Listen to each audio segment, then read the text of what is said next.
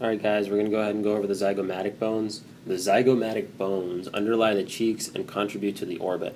They are paired bones. The term malar is sometimes used to refer to the cheek and the zygomatic bone, and it also helps associate with the term malar flush.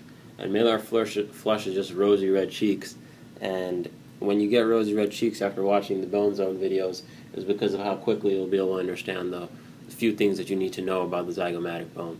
So let's go ahead and outline the zygomatic bone, which is, just follow my pen.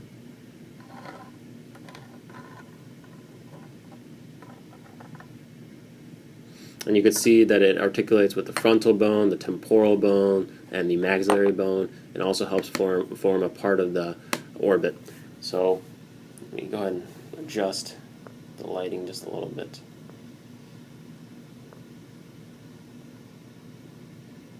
Alright, so there's two foramen that you have to identify about the zygomatic bone. One is the zygomaticofacial foramen.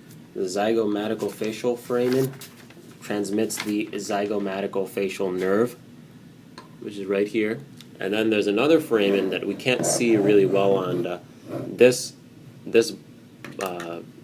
skull structure, but it's supposed to be a foramen right around here, and that's called the zygomaticotemporal foramen. And the zygomaticotemporal foramen transmits the zygomaticotemporal nerve.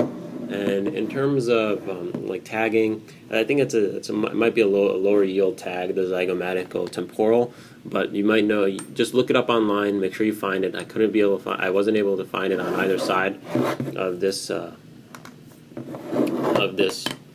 skull, but that's the location where you usually find it. It's usually behind the zygomatic bone in that temporal fossa. So make sure you make a note of that. And lastly, the last thing the zygomatic bone helps create is the zygomatic bar or the zygomatic arch. Whichever one you want to call it, it's going to both be accepted on the practical. So that's pretty much it. Thank you very much.